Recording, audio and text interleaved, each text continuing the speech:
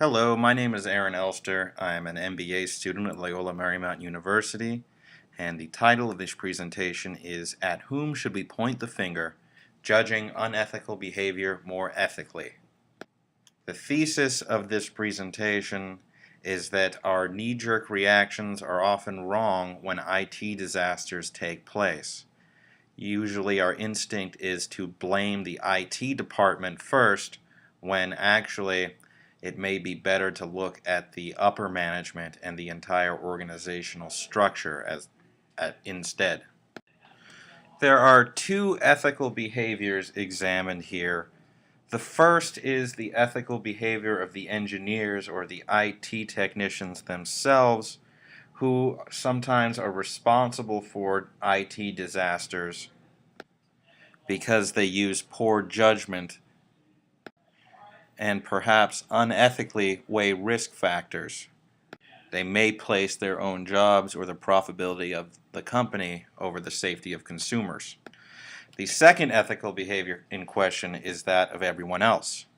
When we judge technicians and engineers for their decisions, when we are deciding whether they behaved unethically, that is inherently ethical behavior on our part. To judge someone's behavior as ethical or unethical is itself ethical behavior. We're going to examine these questions these behaviors by first presenting a Penn State Law Review article on the subject and then presenting an analogy to the Target security breach case, and then we'll close with some concluding remarks.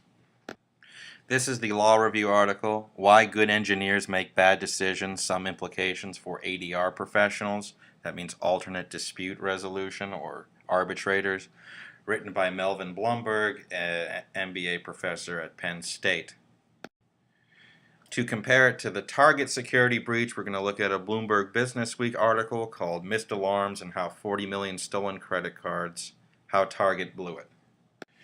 In order for us to draw the connection from the Law Review article to the Bloomberg article, we're going to have to make a few assumptions. First, that the IT guy and the IT technicians are information systems engineers, and that as engineers they serve the same purpose for their organizations as mechanical, electrical, aerospace engineers serve for theirs, and that ethical dilemmas present in those fields are synonymous with those in the IT departments. So why do we even care? Why are these people under so much scrutiny as it is? The answer is because they're professional.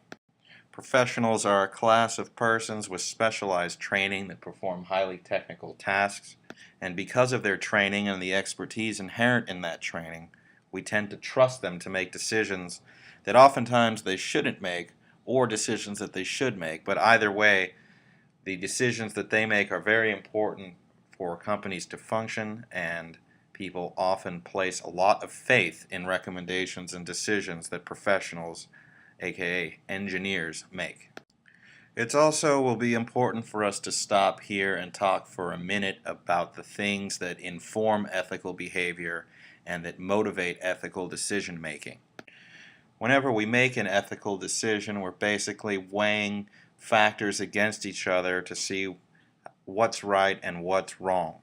There is a hierarchy of motivating factors that some scholars use, and that's what's shown here with idealism at the top, then professionalism, standardization, and routinization. These motivate ethical decisions in different ways. Idealism is the most powerful. That is the person's inherent belief in what is right and what is wrong, and also the belief that we should follow that gut feeling regardless of outside factors. The next motivating factor is professionalism. This refers to the satisfaction that a person gets from his or her peers by performing his or her job well. It can affect ethical behavior because sometimes people may be tempted to take risks so that they can perform their job well and gain satisfaction that way, when perhaps the more ethical or the right decision would be to not take the risk and protect other people. The next motivating factor is standardization. This is synonymous with accreditation. Basically, it's the decisions that people are supposed to make in accordance with laws or industry practices. And finally, there's routinization, which is a little different than standardization, but is just decision-making motivated by rules and procedures of firms themselves rather than industry practices. The bottom three factors here, professionalism, standardization, and routinization, limit ethical choice because they weigh down against idealism. Engineers in particular have pressure placed upon them, and the pressure comes mostly from their expertise. There's pressure placed upon themselves to do their job well so that they may keep it. There's pressure from the organizations they work for, who give engineers leeway in decision making because of their expertise. And finally, there are external pressures because the decisions engineers make impact the very nature of the business and its customers. So the point I'm trying to make is that there are limitations on ethical choice. It is easy to point the finger at some people for making bad decisions when really it's not always their fault. The causes of these mistakes are oftentimes systemic rather than individual. For instance, when we see DWP workers wasting taxpayer money, we don't blame the workers themselves, we blame the inefficiency of the DWP and the government. The same should be true for ethical choices made by engineers and IT professionals. To illustrate this, we'll first look at the Challenger disaster, where the Space Shuttle Challenger blew up shortly after takeoff, killing all of its crew members. The ethical decision in question was the decision to launch. NASA had a launch scheduled for 9:38 in the morning on January 28, 1986. The engineers were concerned that because of the low temperature at launch, the O-rings wouldn't seal properly, which would result in catastrophic failure. The O-rings are part of the solid rocket booster. This is the solid rocket booster. These are where the O-rings set in. The decision to launch basically weighed the risk of catastrophe over the damage to NASA in public relations and in lack of political support from aborting a launch, not to mention the additional costs associated with delaying the launch. The engineers didn't have any raw data to support their concern, but nonetheless they were still concerned due to the low temperatures, but the decision was obviously made to go ahead and launch, resulting in the mentioned catastrophe. So is the decision to launch a management decision or an engineering decision? Well, we've read in 6 decisions your IT department should never make that strategic decisions should always be a management decision, but nevertheless engineers are required to inform management. The next question is, did the managers or engineers behave unethically? Well, that's the difficult question to answer in this case. To answer that, we're going to have to introduce a concept known as alignment. Alignment basically refers to the extent to which a firm's employees, professionals, management, and outside stakeholders are in sync with itself, and further, the extent to which plans, processes, information, resource decisions, actions, results, analysis, and learning all support key organizational-wide goals and decision-making. The more alignment a firm is in, the more efficient and effective its decisions will be. So did lack of alignment contribute to the Challenger disaster? Well, to answer, this must be looked at from a socio-technic perspective, basically the engineers versus the management.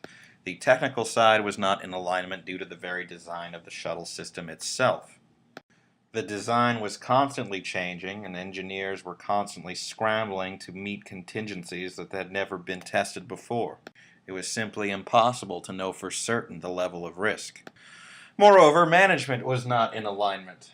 NASA's management team, or its social structure, could be described as a rigid bureaucracy demanding strict adherence to policies and rules, record-keeping, and coordination through the chain of command. Its upper management were politicians seeking career advancement. Managers competed with each other for glory. Moreover, the technical side and the social side of NASA were not in alignment with each other. The technical side were engineers doing the best job that they could, whereas the social side was more concerned with their own jobs and their own performance. They did not work together, and of course the wrong decision was made. So rather than blame the engineers, it would probably be more prudent to blame the organizational structure and the system itself. The same is true in the IT department. The IT guys are engineers too. They face the very same pressures as the NASA engineers did. And yet, whenever there is an IT disaster, the knee-jerk reaction is to blame the IT department. For example, when Obamacare was rolled out and nobody could sign up for insurance online, it was the website management, the IT department there, that was blamed over the administration. When Loyola Law School released sensitive information of several classmates to several dozen people, it was the IT department there that was blamed, rather than the management system or the social system in place that could even lead rise to such a mistake. In both cases, it's not just the engineers or the IT department's fault. It may be the system, as it was in NASA. And to prove this point, we're going to look at the recent security breach by Target. The problem at Target was, of course, the biggest retail security breach in history, when 40 million credit cards were stolen. The ethical question relates to the fact that Target knew of the breach, yet did nothing to prevent the data from being stolen. After Target was alerted, someone or a team of people needed to go in and physically delete the malware that Target had been hacked by. Yet nobody did this. So who do we point the finger at? The IT department or the management? The knee-jerk reaction is, of course, the IT department. The security team failed. The security team failed to protect consumers. The security team made poor decisions. The security team failed to weigh consumers' risk appropriately, and therefore they made an unethical decision. This is the position taken by Target. All the statements they have made since then are related to how they have changed their security protocol and their security system, while almost nothing talks about the change in organizational structure, the social side, over the technical side. And as a result, Target fired their Chief Information Security Officer and their Chief Information Officer, as if replacing these two people will prevent a problem like this from taking place in the future. However, a more nuanced reaction would be to blame Target upper management or the Target organizational structure, the system, the social side over the technical side, similar to the case in NASA. For it was a lack of alignment in Target just as much, or if not more so, than it was any engineer's fault. The technical side of Target, much like NASA, was not in alignment. The very nature of preventing security hacks is constantly changing.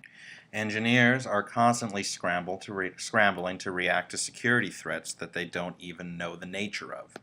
There is a tremendous amount of pressure for them to perform jobs that may be impossible. Moreover, the security team was not in alignment with the social team, the upper management, according to Bloomberg Business. Engineering's decisions were undermined by management's skepticism of security technology and also their desire to increase profits at the expense of risk to consumers. It's very expensive to run a security operation for credit cards at Target. Management made the management decision to sacrifice security for profits. Surely they weighed the risk, and surely they were well informed. And also, surely, Target has well-paid and well-trained engineers, and they were indeed able to detect the malware. But nothing was done to delete the malware. This is action. It is a strategic decision. It has to be in order from management, and management never gave it to the engineers. Also, it may be necessary to take a look at Target's organizational structure, their standardization and their routinization, as was discussed earlier, that would prevent the engineers from going ahead to delete the malware. There must have been some reason they did not delete malware. So finally, to conclude, it probably wasn't just the engineer's fault.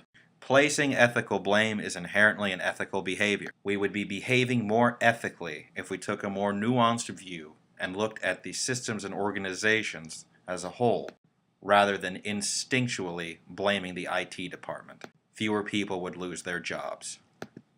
Thank you.